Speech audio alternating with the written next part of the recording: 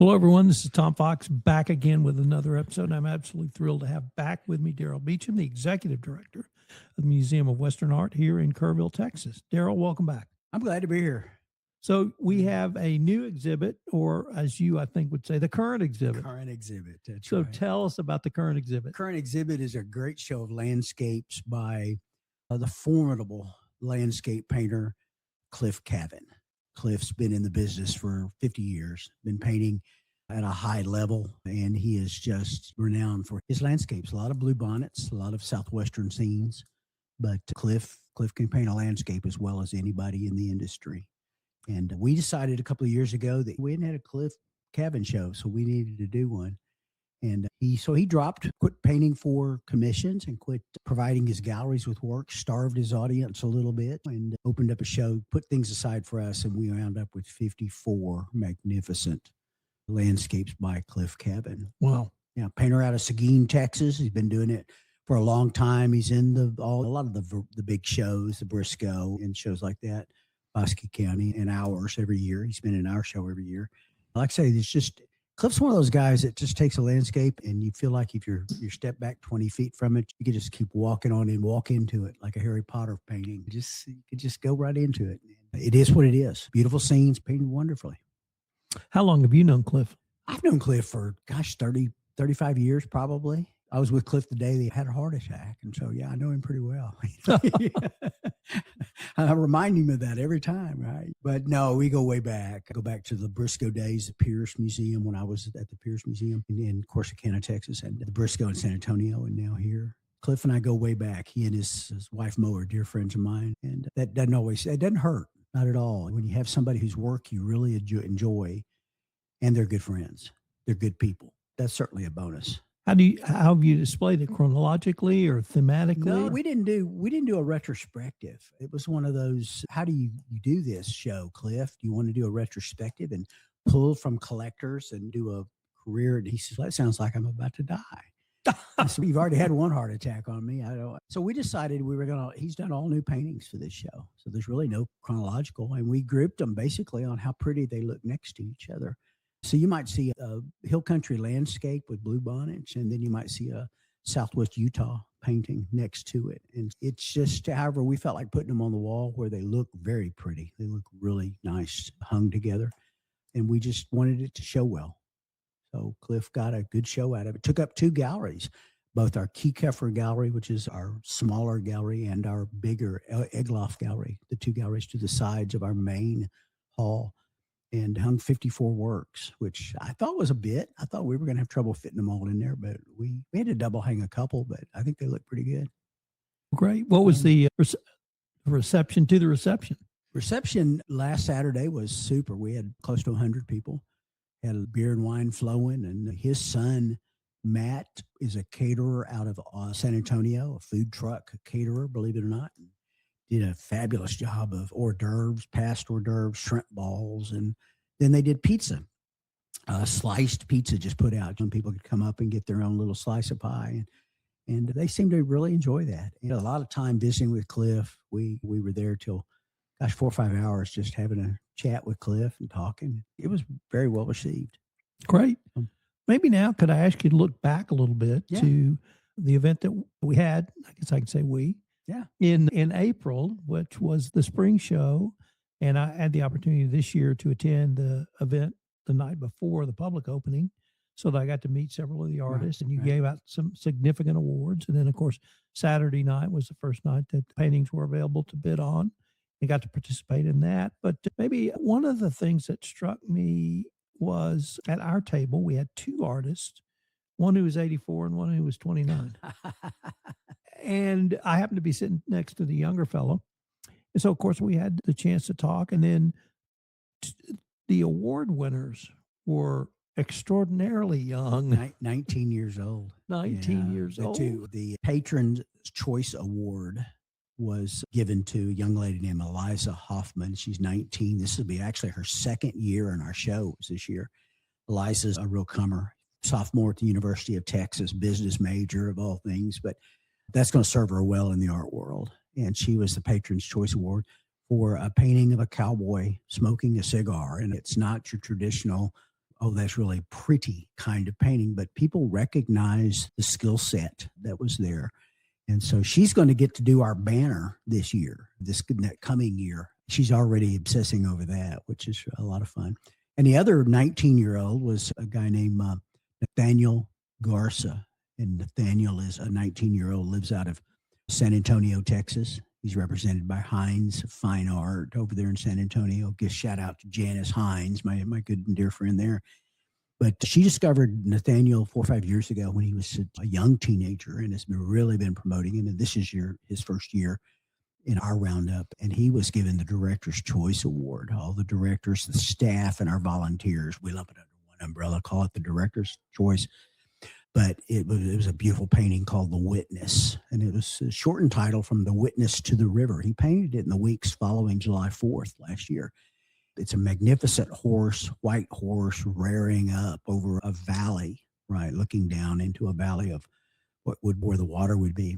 And it was painted in inspiration following the July 4th flooding and all the disaster we had here in Kerrville. And it was just so very well done. And we didn't sell it in the show, which I was kind of surprised. But it's a large painting. People are going to would have trouble finding places on their walls. And I think Janice Hines was in one day, and she says, "You didn't sell that." And I said, "No, because it's massive. It's a big painting." She said, "I've got some ideas." And the next couple of days, Nathaniel called and said, "Would the museum accept that as a gift to our permanent collection, to your permanent collection?" And the answer is absolutely, right? How long did it take you to answer that? Absolutely. So he's written out a story about his inspiration for painting it and tying it to the river. So it's going to have some personal meaning to us. And so we're real excited about adding that one to the permanent collection. It's already hanging in the main gallery during our current exhibition and showtime. And so we're very excited about the work of those two young people, especially because so many of our artists are in their 80s, 70s. There's a lot of them, and we need some young blood. So we're constantly, as the museum, as I tell my board of directors, looking for the youngsters. We're looking for some people who can step up because our older guys are going to not be able to paint forever. So we want the young blood. And so we're encouraging them with things like the Western Art Academy at Schreiner University. They were there yesterday. 7 hours we spent with them talking about art of business, the business of art. We were talking to them, talking about composition, and they sketched and they painted and they drew and they took tours of the back rooms. These are all kids in their 17, 18, 19 year range. That's where we got Eliza. She was in that program 2 years ago. We recognized that talent. Every year there's probably one that comes along that's special enough to be in the show. So, it's exciting to see that. And it makes some of my 5-year-old painters go, "Oh, they're young." One of the things that I got in listening to your interviews of artists over the past couple of years is many of the artists that are of that age and grew up with that generation had to continue to work full time because they couldn't make a living. Some of as them an did, artist. yeah. Is that changed so that a younger person can hope to make a living going forward? The market's bigger. That's the exciting thing is that when guys like Garland Weeks, Garland's in his, let's say, 80s, Garland struggled because there wasn't the internet, right? You had to be represented by a gallery to get your work out there to be seen. And if you're lucky, that's a gallery that had 4 or 5 locations, one in Tucson, one in Los Angeles, one in Wyoming, Montana, Texas, a couple in Texas. But that was the only avenue. These kids today, Eliza, she does most of the work she sells on the internet. She sells to buyers, collector base that's visual on the internet. Nathaniel, same thing. They don't need the gallery representation as much. Now, it's nice if they have it. But yeah, so they're able to sell a lot more work and they do a lot more commissions because they're getting their word out there to a lot of different buyers. That's fun. Some of them have followers. Adrienne Stein, who's coming up this fall, Adrienne Stein has 25,000 followers on her Facebook account alone. And then she's got all those other social media accounts that I don't ever see because I don't use them. But she doesn't need the gallery representation. She has one gallery in Denver, and that's it, right? And that's just so she can catch the walk-in traffic and think, I have a gallery in Denver. So you can say that. But most of these younger people today, man, they are so tech savvy. And this business is all about getting it out there in front of people. 22,000 people at a time, right? 25,000. So, yeah, I think that's a changing world that we as museums have to adapt to, the artists are having to adapt to. But boy, it's exciting. This art's taking off. So one of the things that struck me on the Saturday night experience was many of the artists whose work was available for sale were there. And when the purchases were announced, or winning bids, whatever the right term is, it became quite emotional, some of them. Yeah. Very emotional. Yeah. And which surprised me. So could you maybe explain why they were so emotional Well, over the you got to have a tough shell, man. You put your babies out there, you work on them for months sometimes, right? You choose the correct frame. You make sure that you got a varnish that complements the painting underneath it. You have to get it done and get it to a show like ours. It hangs in a beautiful space. It's tough when people say no, when people say, I don't love that. And so it's emotional when people say, I do. I love that and I want it. And I haven't met an artist yet who doesn't like meeting a collector. They love meeting their collectors. It's good for business to know them. They can get to be involved in their lives, maybe get commissions out of the deal. But yeah, it's just to hear no all the time. It's got to be tough. And so when they hear yes and they can see it in person and they can talk to your collector, Tom Fox, and they can say, thank you, Tom and Michelle, for your support of my livelihood. That's important. So yeah, it's fun. So we encourage the artists to come to our exhibits and roundups, right? We had 40 artists present at the roundup for opening night. And that's great because the people want to meet the people who are creating these wonderful works of art. One of the ones that intrigued me the most that I was lucky enough to get was a Kevin McPherson. Oh, he's so good, isn't he? He's so good. Oh my God, he's so good. But I had a guy come up to me who I know from Rotary, who's actually studied under Kevin. And he was explaining to me how this was completely different direction for Kevin. And the painting style, the composition. Yeah. And so I had a mini class on that painting. Yeah. And I found that just fascinating. Kevin was one of those guys who painted along for a long time and was very good, but he was investigating ways to do, and he created a whole new way of painting. He wrote a book, The Grid System by Kevin McPherson, and there are others. But now he is probably one of the most sought after teachers in the art world because what he's doing is it makes sense to new artists, right? Some of those two 19-year-olds that you mentioned, they've both expressed an interest in getting to Taos, going up to Taos with me one time when I go and spending 3-4 days with Kevin. And Kevin said, yeah, bring them. We'll hack this out and I'll show them. Because Kevin has spent 40 years fine-tuning his way of doing it, and it works. And it changed his direction a whole lot. It made his paintings pop, and he's just that good. He is just one of the best. And to have a Kevin McPherson in your collection is quite a coup because he just doesn't sell a lot. So I felt that I got a coup getting it. But maybe ask you to turn your head the other direction now and what may be coming down the road in late summer or even in Q3. You know what I'm excited about? We've got the current show, Cliff Cavin, Journeys of a Lifetime. But when that show closes, we're going to have Adrian Stein, a show called The Enchanted West of Adrian Stein. And I encourage people listening to look it up, Adrian Stein, Stein. She is just absolutely one of the hottest things out there right now. She's the spouse of Kwang Ho. And Kwang was one of the two artists, Scott Christensen and Kwang Ho, that we featured in a magnificent show 2 years ago now. Has it been that long? Oh, yeah, I think so. Oh, my gosh. And Kwang introduced me, of course, early on in the process, in that 2-year process of putting together the show. I got to meet Adrian, his lovely wife. And I got to looking at her work, and I'm wondering, where did she come from? My goodness. I mean, Kwang's good. Kwang's really good. But my God, Adrian is just, she's different in so many ways. And she's bright and lovely. And you just couldn't ask for a better show. So I asked her, this was 2 years ago, at Scott and Kwang's show, would you consider doing a one-person show with the museum? And she said, first thing she said was, I'm not really Western. Yeah, how do you define the American West? And she'd been looking for an excuse to start painting some Southwestern type things, right?